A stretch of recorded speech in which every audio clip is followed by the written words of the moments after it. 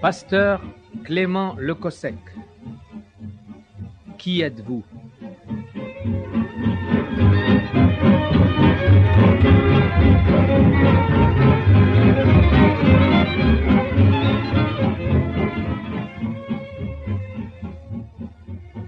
Pasteur Lecossec, quand on prononce votre nom, on vous associe immédiatement au peuple tzigane, dont le réveil à la parole de Dieu est devenu un événement mondial. Et pourtant, vous n'êtes pas gitan, mais un gadjo, comme nous appellent les tziganes eux-mêmes. Comment avez-vous reçu un tel appel? L'histoire de ce réveil tzigane est marquée par des circonstances qui pourraient être considérées comme l'appel de Dieu. Tout d'abord, lorsque j'étais pasteur à Lille, un gitan est venu à l'assemblée. Il avait les cheveux longs. Il m'a emmené voir sa mère qui était souffrante. Elle n'était pas sur un lit, mais sur un matelas à terre, ce qui m'avait semblé étrange. Elle souffrait du cœur, mais elle avait manifestement la foi. J'ai prié pour elle, elle fut miraculée tout de suite. Lui me dit ensuite qu'il jouait de la guitare, mais il n'y avait pas de corde sur sa guitare. Ça m'avait également surpris, mais enfin, on rencontre ça régulièrement chez les gitans. Il en manque toujours une corde. Et puis, il ne savait pas lire. Ce fut mon premier contact. Puis, à la suite de la guérison de sa maman, il m'emmena visiter des tziganes, alors en caravane. C'était au lendemain de la guerre. Durant la guerre, il s'était caché à cause de la persécution. Puis, enfin, la paix est revenue. Il reprenait donc le voyage. J'ai eu l'occasion d'entrer dans plusieurs roulottes, de prier pour des enfants notamment. Il y a eu des guérisons. Ils vinrent témoigner à l'assemblée, puis un mois plus tard, personne. Ils étaient partis sur les routes à nouveau, et le contact était rompu. Quelques années plus tard, c'est à Lisieux que je rencontrai alors une autre famille qui, elle, venait de se convertir à la suite d'une guérison miraculeuse qui s'était produite donc en cette ville de Lisieux, lorsque le pasteur de l'église, Pater Gitnard, alla prier pour l'enfant malade. La maman a eu connaissance des réunions par un traité qui avait été remis sur le marché. On me dit, lorsque je posais la question, qui sont ces gens? Ce sont des bohémiens qui viennent se convertir, sans plus. Puis le contact fut repris 2 ans plus tard, lorsque j'étais alors en Bretagne, en pleine action missionnaire, ayant repris une activité d'évangélisation à Brest. Une trentaine de gitans vinrent à la réunion. C'était justement la famille qui s'était convertie à Lisieux 2 ans plus tôt.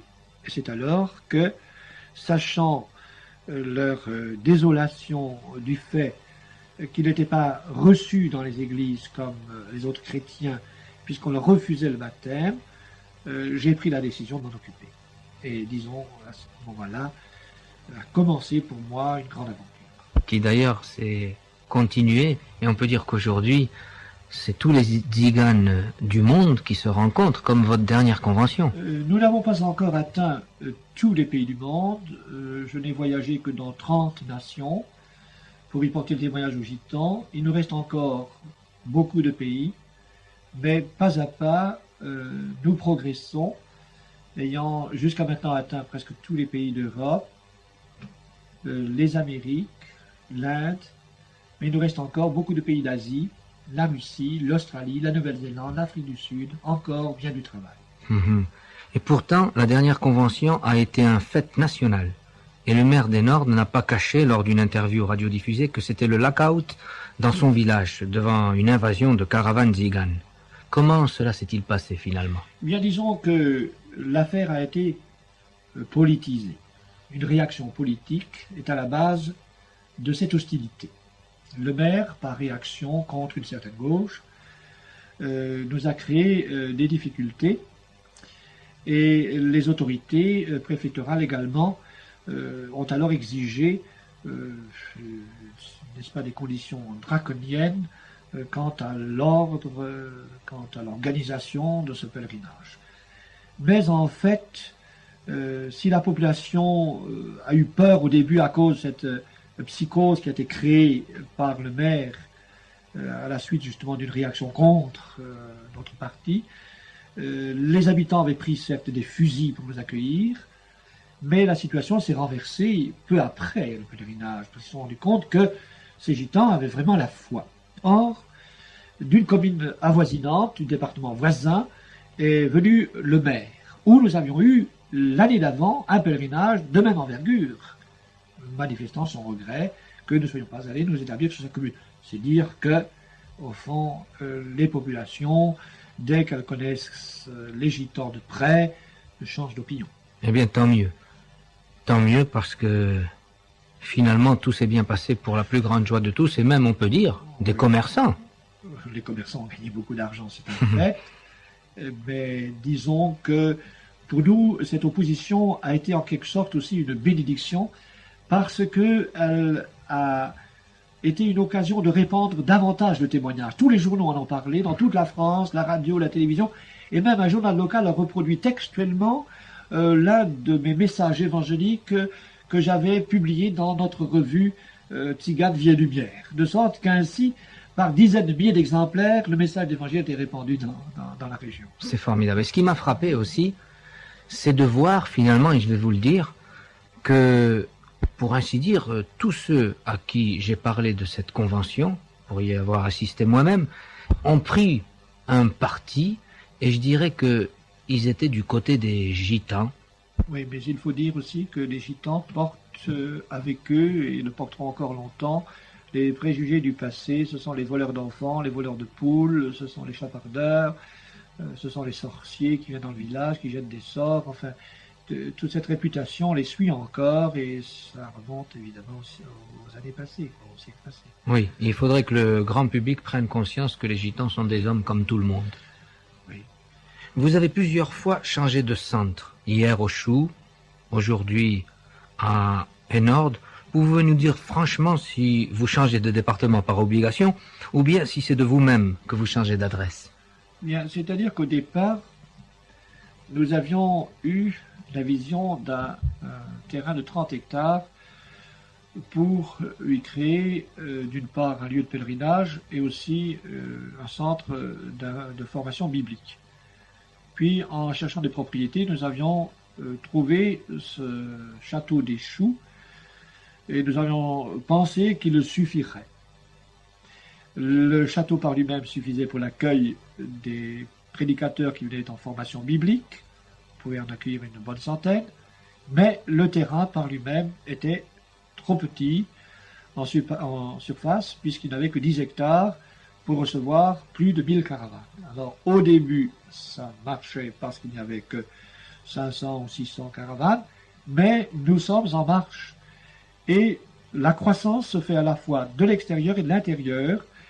De l'extérieur parce que de nouvelles familles se convertissent, et il y a chaque année 500 nouveaux baptêmes environ. Puis de l'intérieur parce que les jeunes gens, depuis le début du réveil, ont grandi, se marient entre eux, et qui dit mariage dit nouvelle caravane. Et par conséquent, il faut davantage de surface. Ce qui fait que nous avons déménagé pour prendre en définitive un terrain de 30 hectares. Comment font, par exemple, des prédicateurs qui ne savent ni lire ni écrire, comment font-ils pour prêcher? Eh bien, disons qu'au début, c'était évidemment un très grand problème.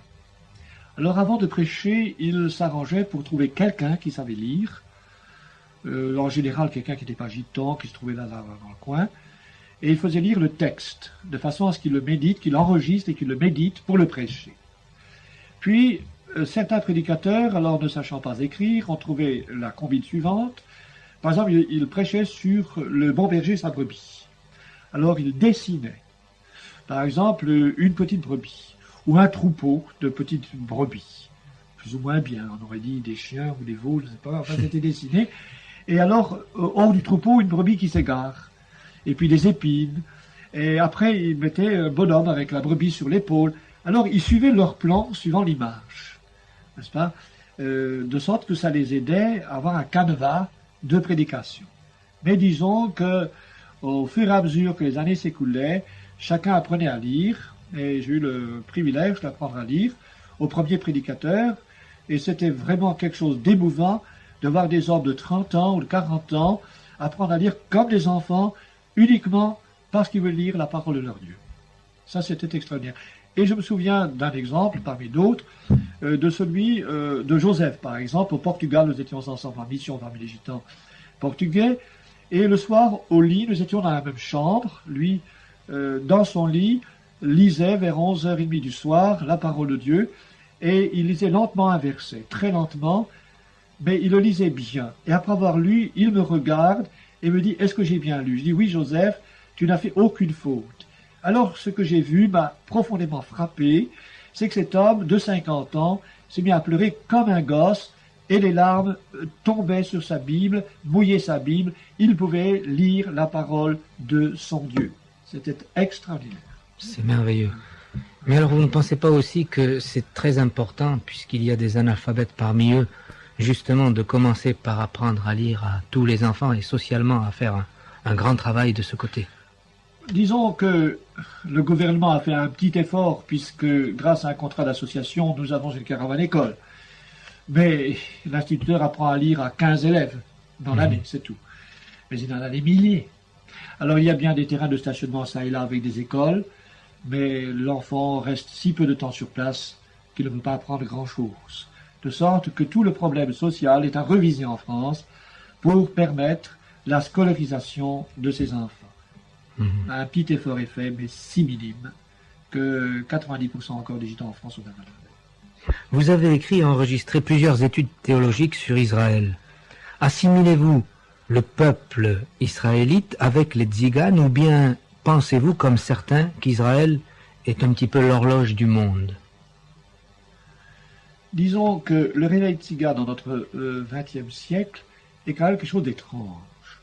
Et que le peuple gitan vienne au réveil en même temps qu'Israël retourne dans son pays est aussi quelque chose de très étrange. Ce peuple tzigane demeure un peuple énigmatique. C'est le mystère quant à son origine. On suppose que certains liens peuvent exister avec le peuple d'Israël. C'est fort possible, mais il n'y a pas de preuve. Certains gitans se prétendent juifs.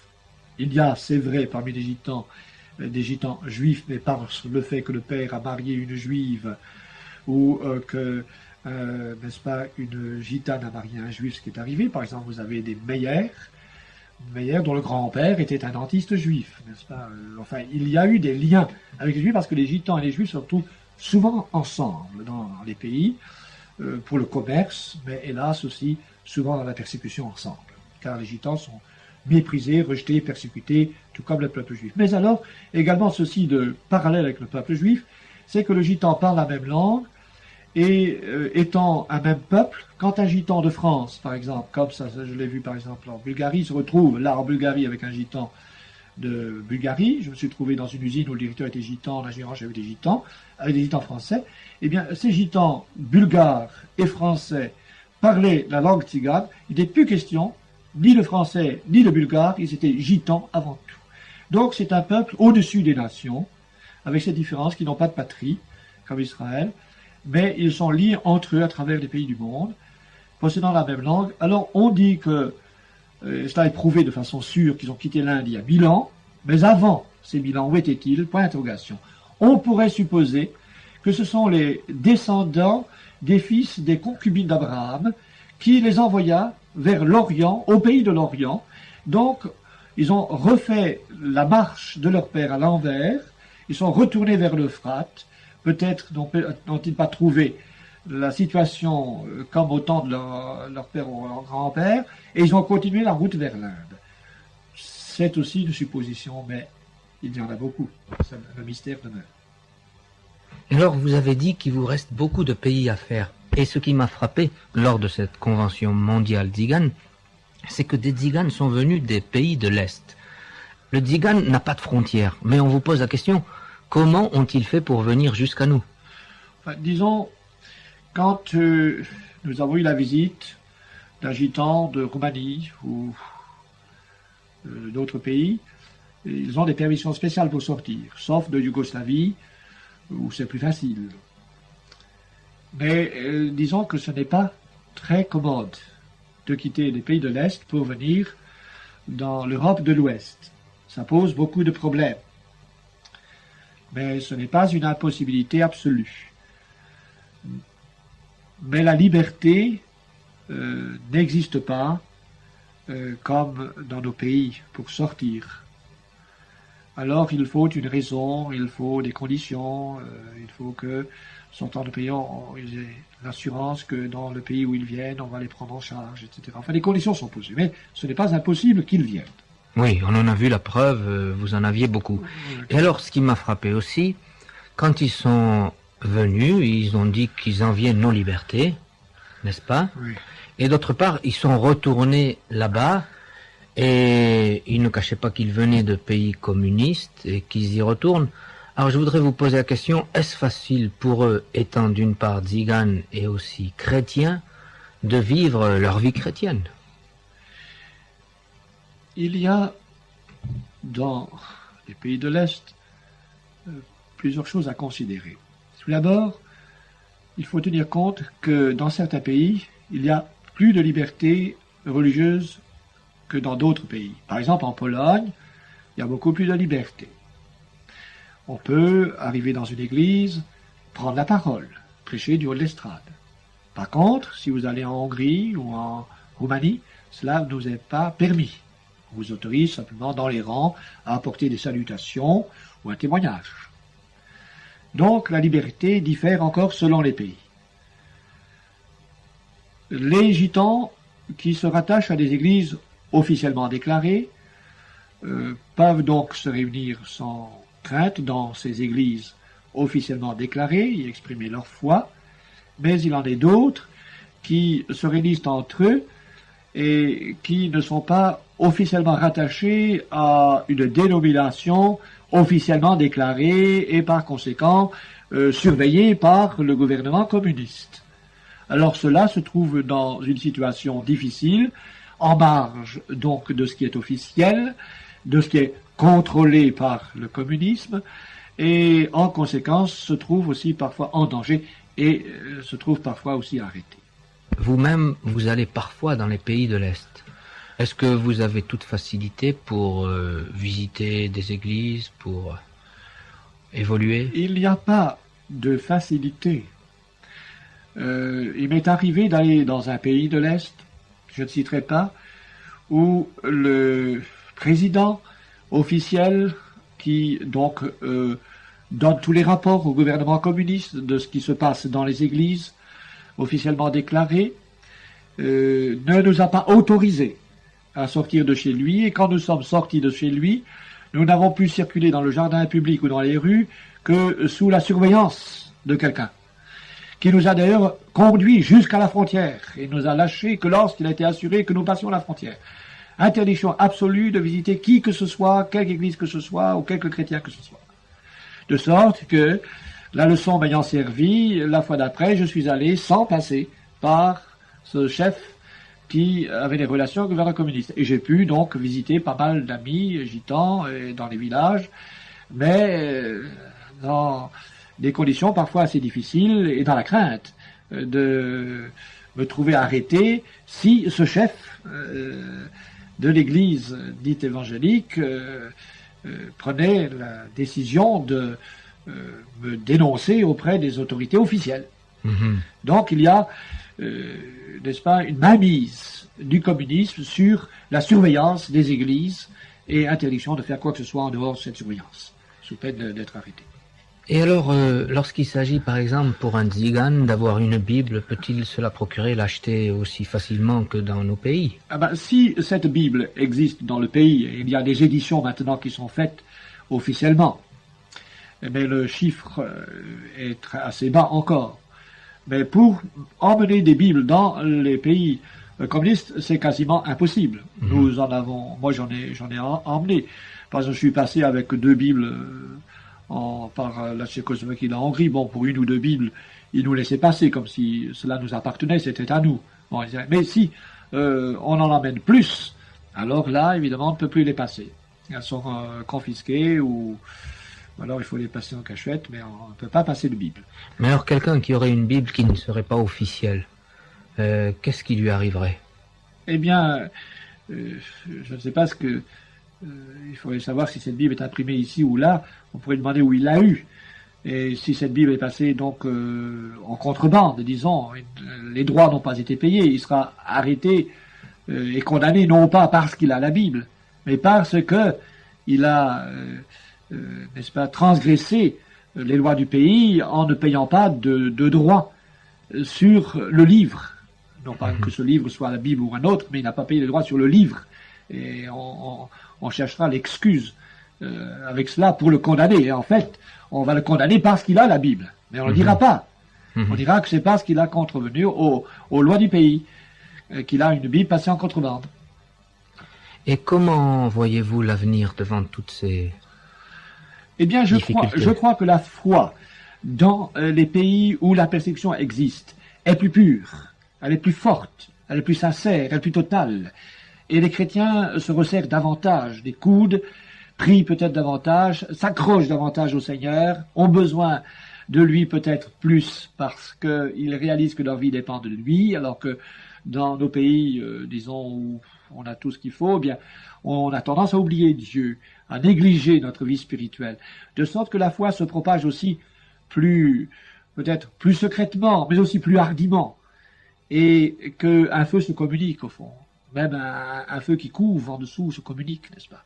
Et le jour viendra où tout ce feu peut être un incendie, ça peut éclater alors à la surface. Mais il se propage. D'ailleurs, en Roumanie, pour ne citer que ce pays-là, il y a, je crois, plus de 100 000 chrétiens de Pentecôte dans un pays de 20 millions d'habitants, alors qu'en France, où il y a 50 millions d'habitants, donc plus de 2 fois plus, il n'y a que 30 000 chrétiens de Pentecôte, soit 3 fois moins. Par conséquent, on ne peut pas dire que le communisme empêche la propagation de la foi, mais la persécution peut quelquefois, au contraire, favoriser la propagation de cette foi. Et c'est vrai que parfois on vous a vu à la convention être débordé jusqu'à presque 20 000 personnes, les gronder comme des enfants, comme vos enfants. Mais alors une question se pose, n'est-ce pas lourd à porter? Non, je crois que comparé à Moïse, d'abord c'est beaucoup trop, parce que Moïse, c'était un homme qui avait à conduire le peuple sur tous les plans, aussi bien spirituel que social, etc. Au fond, c'était toute une nation qu'il commandait, qu'il dirigeait, et dans un cadre différent, des conditions différentes. Mais disons que conduire le peuple tzigane n'est pas aussi difficile qu'on peut le penser. Parce que le gitan est à la fois homme et enfant. Je veux dire qu'il est à la fois celui qui est capable de prendre des décisions, de réaliser des grandes choses, et qui est d'autre part très attachant comme un enfant, qui est aimant, qui au fond ne gardera pas rancune. Vous l'avez grondé, c'est fini. Il a été grondé, c'est comme l'enfant, vous lui avez donné une fessée, puis il vient vous embrasser. Eh bien, le gitan, c'est cela, si vous voulez. C'est à la fois l'enfant et l'homme. Alors il faut le découvrir, cela. Et quand vous l'avez découvert, alors vous l'instruisez comme un homme, vous le pilotez comme un homme, vous l'amenez à prendre des responsabilités comme un homme, parce qu'il est vraiment un homme dans le plein sens du terme, n'est-ce pas, et non pas inférieur. C'est pas parce qu'il est gitan qu'il est inférieur au gajo, comme on dit à celui qui n'est pas gitan. Pour moi, la question de race, ça n'existe pas. Il faut voir l'homme avec son intelligence dans sa plénitude d'homme. Il n'y a pas de raison qu'un gitan ne fasse pas ce qu'un autre fait, qu'il soit français ou américain. Et alors, il faut l'amener simplement à ce niveau. Et souvent, le gitan dit « je ne suis pas intelligent ». Et je lui réponds « tu es dans l'erreur. Dis que tu n'es pas instruit, mais tu es intelligent. Et tu confonds l'instruction et l'intelligence. Avec l'intelligence, on peut s'instruire. Alors, il faut s'instruire dans la parole de Dieu et arriver à un niveau. Donc, à cela, ils sont arrivés, et c'est parce que j'ai considéré cela que je les ai amenés à diriger leur propre mouvement. Aujourd'hui, ils dirigent parce qu'ils sont des hommes. Mais ils sont également des enfants parce qu'ils sont affectueux. Et si vous les aimez sincèrement, ils vous rendent cette affection. Et c'est pourquoi, disons, je me suis aussi attaché beaucoup à ce peuple, et au fond, les conduire n'est pas plus difficile que cela. Ce sont, disons, des enfants turbulents dans un sens, tout en étant des hommes. Alors, c'est cette turbulence qui surprend les gens, un petit peu se négliger, cette liberté. Les enfants viennent s'asseoir devant l'estrade, les enfants courent, les enfants sont ça et là en train de gesticuler, ou même les gens sont très à l'aise à la réunion, ils se chantent des œufs. Enfin, ça, c'est le caractère propre du gitan, mais quand vous l'avez compris, ben, vous n'y arrêtez plus, faites plus attention. C'est-à-dire, vous ne dramatisez pas, ce qu'il n'y a pas lieu de dramatiser, vous les prenez tels qu'ils sont, Pourquoi vouloir les amener à vivre exactement comme nous vivons? C'est faux, n'est-ce pas? Il faut les garder dans leur caractère propre et les admirer même dans cette façon de vivre, de liberté, qui a quelque chose de très beau au fond. Et ce serait dommage de perdre cela, sous prétexte que nous sommes très disciplinés, très à l'heure, et n'ont pas de réveil. Eh bien, tant mieux pour eux, ils ne sont pas tenus à la minute. Alors, au lieu de commencer la réunion à 8h30, on la commencera à 9h moins 20. Bon, il ne faut pas dramatiser et crier, vous êtes en retard, il faut respecter l'heure. Quelquefois, on le dit parce qu'on aime quand même ne pas perdre du temps, mais ma foi, ceux qui viennent à nos conventions sont peut-être un peu surpris, mais ils doivent s'habituer à cela. Oh, puis ils apprécient surtout les talents musiciens et chanteurs de tout ce peuple. Oui, et d'ailleurs vous avez remarqué que même pour mettre en route, par exemple, un petit chœur, eh bien, il faut qu'ils exercent à leur musique, le temps de se préparer, alors que chez nous, tout sera minuté, tout sera réglé, il faut qu'on commence juste là, quand le violon commence. Non, ils sont à l'aise. C'est leur genre. Alors ça, il faut le comprendre de sorte que, quand vous avez compris cela, vous ne vous heurtez plus, et par conséquent, c'est plus facile de conduire le peuple. Au début, peut-être j'avais des difficultés parce que je ne comprenais pas tout et je me heurtais. Puis peu à peu, eh bien, j'ai compris qu'il ne fallait pas heurter de front, mais qu'il fallait au fond s'atteler, si vous voulez, à ce train en marche, et puis lui montrer qu'il y a des voies dans lesquelles il faut s'engager, et le piloter tout simplement. Justement, vous êtes le pilote de ce peuple, et alors une question se pose, on se demande, en voyant l'église évangélique d'Zigane en marche, qu'est-ce qu'elle serait sans son pasteur? Eh bien, elle serait ce que malheureusement sont devenus d'autres mouvements de réveil dans d'autres pays. Je ne citerai par exemple que l'Amérique, je pourrais citer d'autres pays, où des gitans sont venus au réveil presque en même temps qu'en France, ce qui est d'ailleurs assez curieux. Le réveil a éclaté presque aux mêmes dates dans différents pays, des baptêmes du Saint-Esprit dans différents pays, sans que les gitans se soient consultés, sans que l'on sache ce qui se passe dans notre pays. En Amérique, s'est produit un réveil. Puis le pasteur est tombé souffrant, il n'a pas pu s'en occuper, et personne ne s'est occupé de cette famille qui est venue au réveil. Il y a eu 9 frères baptisés du Saint-Esprit le même jour, dans la même caravane. Et 35 baptêmes, je crois, dans la même semaine. C'était un réveil qui commençait. Le pasteur tombe malade, personne ne s'en occupe. Livrés à eux-mêmes, ils vont d'église en église. Ils sont mis dans un coin, on ne s'en occupe pas. Ils se sentent abandonnés, délaissés, les prédicateurs se relâchent. Le réveil est tombé presque à zéro. S'il avait été pris en main au départ, aujourd'hui aux États-Unis, il y aurait ce qu'il y a en France. Mais ça n'a pas été pris au départ. Parce qu'il n'y a eu personne qui a pu les suivre. Et je crois qu'il est important de suivre un troupeau. De même que dans les églises, ils ont besoin d'un pasteur, les croyants. S'il n'y a pas de pasteur, eh bien, on s'étiole. Et si le pasteur n'est pas lui-même dynamique, s'il ne nourrit pas son troupeau, eh bien, le troupeau va aussi dépérir. Alors, il fallait prendre en main cette situation et considérer non pas seulement conduire une église, mais former des hommes pour conduire ce troupeau. De sorte que mon principal souci, dès le départ, a été de suivre l'exemple de Paul, d'établir des anciens.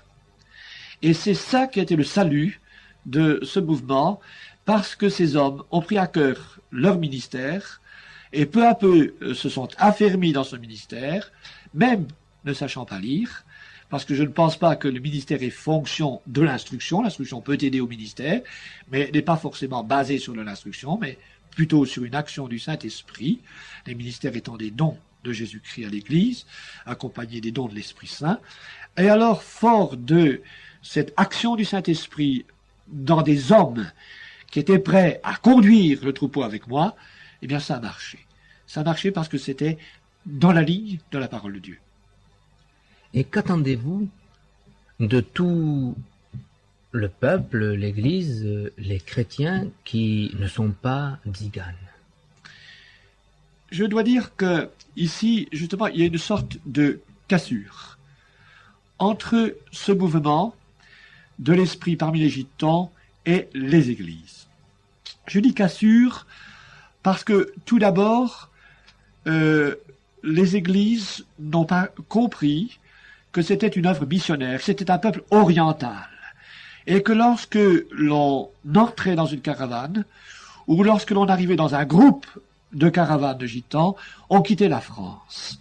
On quittait son pays, on arrivait en Orient, dans un peuple oriental, avec ses coutumes. Et alors, n'ayant pas compris cela, eh bien, on n'a pas eu d'esprit missionnaire à leur égard, et on a voulu qu'ils soient des membres de l'Église comme les autres chrétiens. D'où certaines difficultés. Dès le départ, on ne les baptisait pas parce qu'ils n'étaient pas mariés selon les lois françaises, oubliant qu'ils étaient mariés selon les lois tziganes.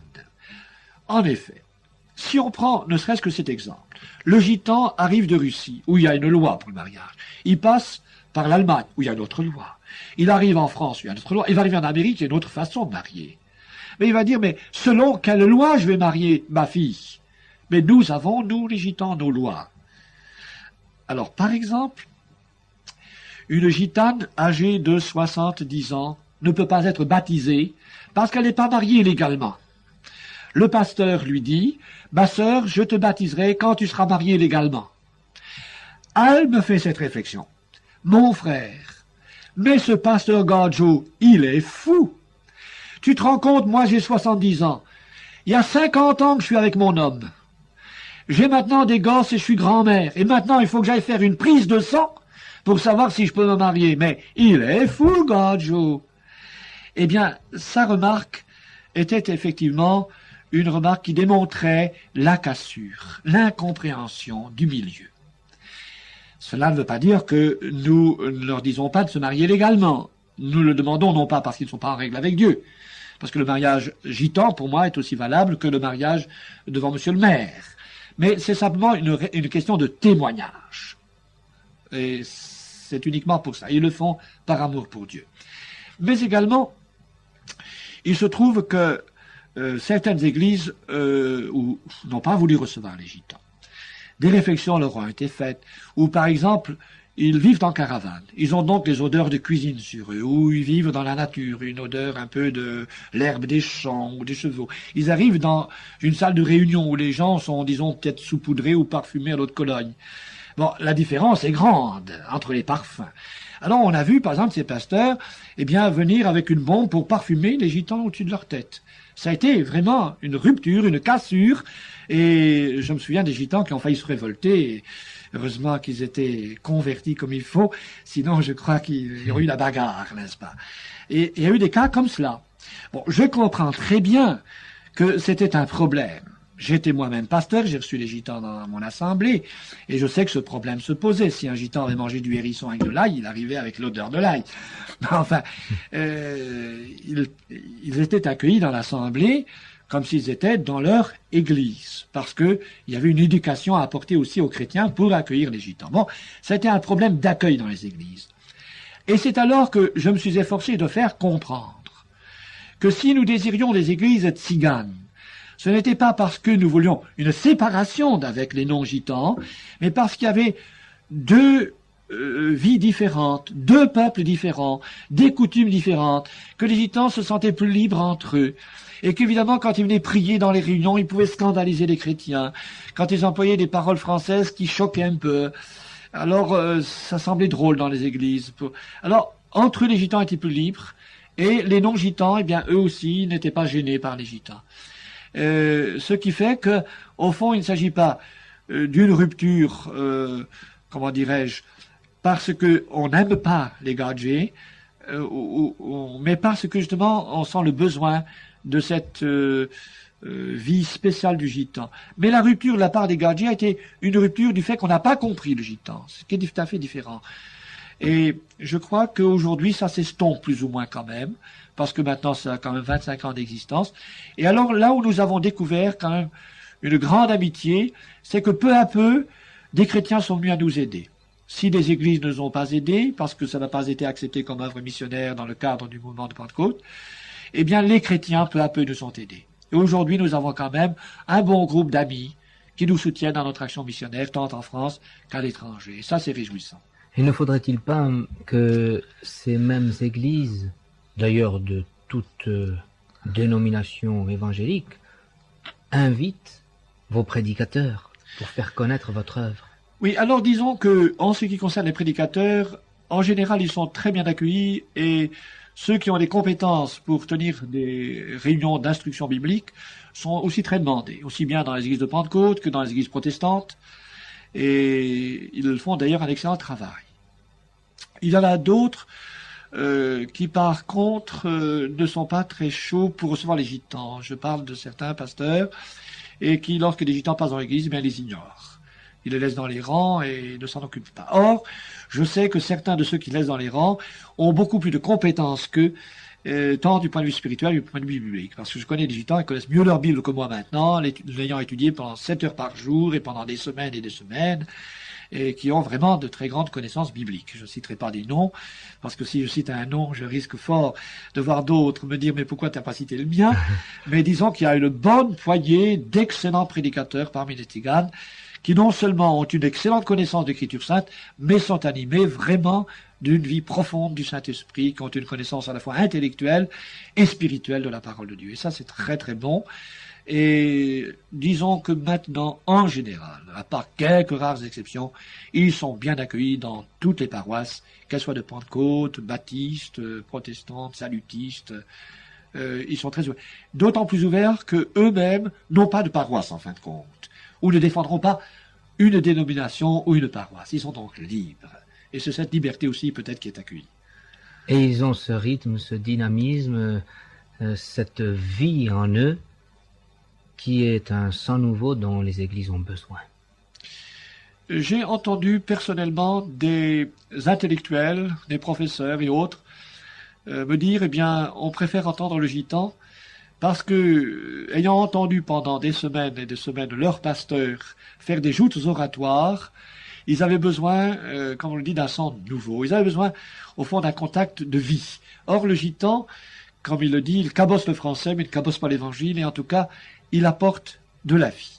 Et c'est ça qui est important, c'est que lorsqu'il parle, on sent derrière ses paroles une sincérité. Même lorsqu'il viendra à dire, par exemple, Jésus a dit « Je ne foutrai pas d'or ce qui vient à moi », ça peut choquer, mais ça veut tout dire dans son langage, et on voit derrière ce mot, qui est peut-être pas le beau français qu'on aimerait entendre dans une église, mais derrière ce mot, c'est tellement simple et tellement beau qu'on découvre là la confiance dans ce que le Christ a dit. C'est important.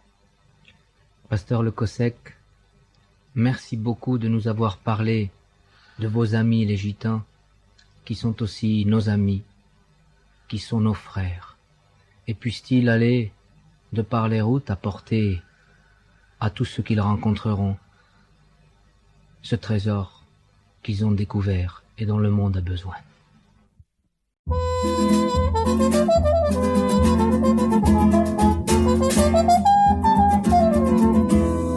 Ils ont voulu nous renvoyer parce qu'ils ont cru que l'on était des gitans.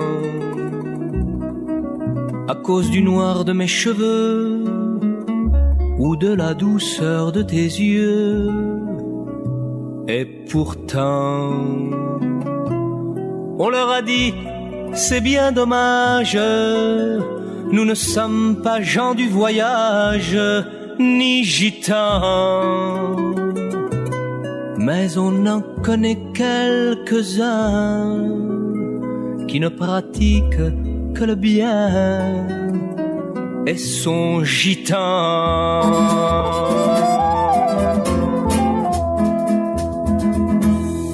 Alors, ils se sont excusés. Ils nous ont dit, vous comprenez, mais les gitans.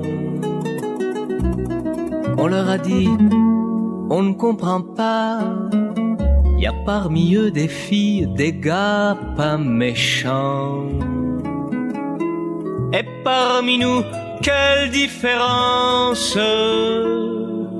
Ah oui, il y a ces préférences tout le temps qui nous rappellent ce que l'on est au lieu de simplement s'aimer, pauvres ou grands.